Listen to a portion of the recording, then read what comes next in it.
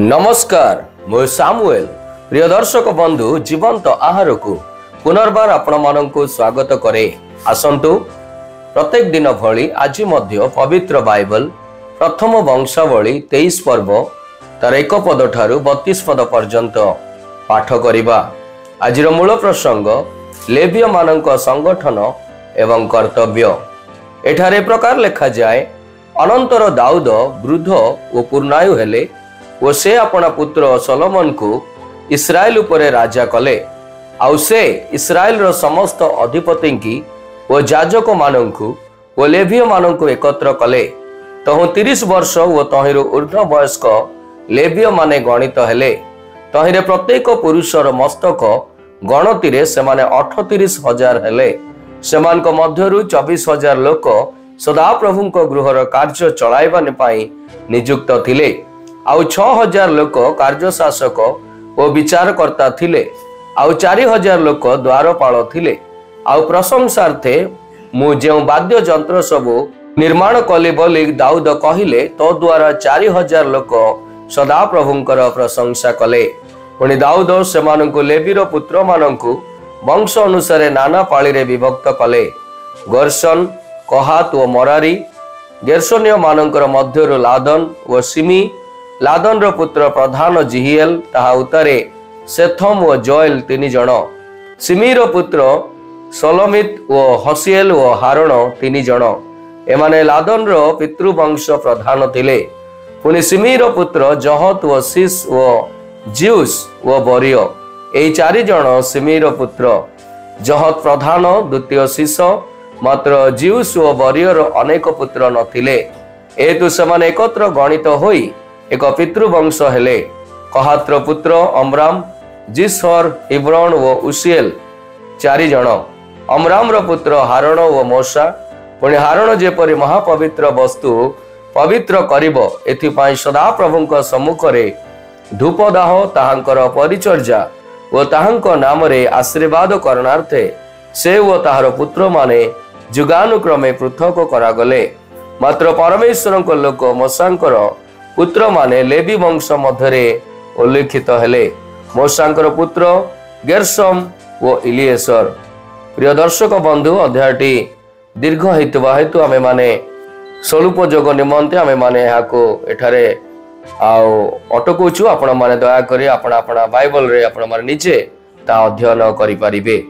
आसंतु आजिर एई शास्त्रांशर ध्यान को आम्भे माने बुझिबा निमंते चेष्टा करू। दाऊद सोलोमन को राजा करिबा परे से इस्राएल रो नेता, जाजक एवं लेवीय मानंकु देशर धार्मिक एवं राजनैतिक व्यवस्था को पुनः संगठित करिबा पाई एकत्र कले। लेवीय मानक दायित्व स्थापन करिबा प्राथमिकता थिला। दाऊद मंदिर रे सेवा करुथिबा लेवीय मानंकु संगठित करिबा आरंभ कले। पूर्वरु लेवीय मानकर मुख्य दायित्व आवास स्थानांतर करिबा थिला, जहा गणना 4 पर्व 1 रु 33 पद मध्यरे आम्भे माने पाई परिबा। किंतु मंदिर निर्माण हेबा परे सेई भूमिका आउ आवश्यक हेबो नाही। एही परि दाऊद समान को नूतन कार्य प्रदान कले, जेपरि कि मंदिर रक्षणाबेक्षण एवं मरामती अन्यान्य नूतन दायित्व सहित ताहा समान को समर्पण कले। एठारे ईश्वर किए अटंती, आसंतु आम्भे माने ता देखु। मंदिर ईश्वर उपस्थितिर प्रतीक को दर्शाए।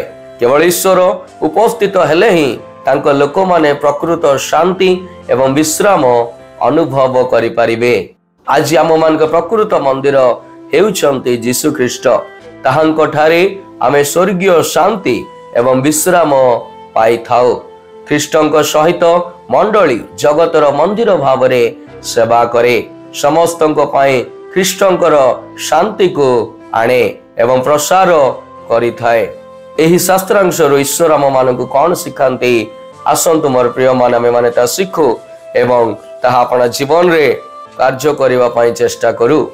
आमे सेवा करिवार पद्धति परिवर्तन होई पारे, किंतु सेवार मनोभाव स्थिर रहिबा उचित।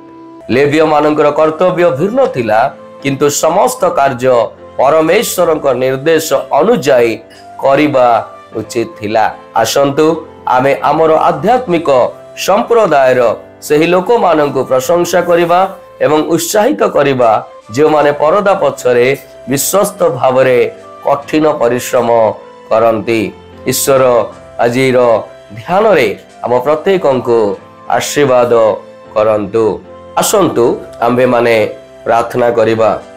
हे प्रभु, अंडली रूप शरीर जे आपणकर से शरीर को प्रभु एक भक्तिर सह भयर सह तुमर इच्छा तुमर योजना को ए जगत मध्य सफल करने निमंते प्रभु दायित्वर सह पूर्ण हृदयर सह आपणकर सेवा करने निमंते साहाय्य करंतु। प्रभु यीशु नाम रे ए प्रार्थना मागिले, आमेन।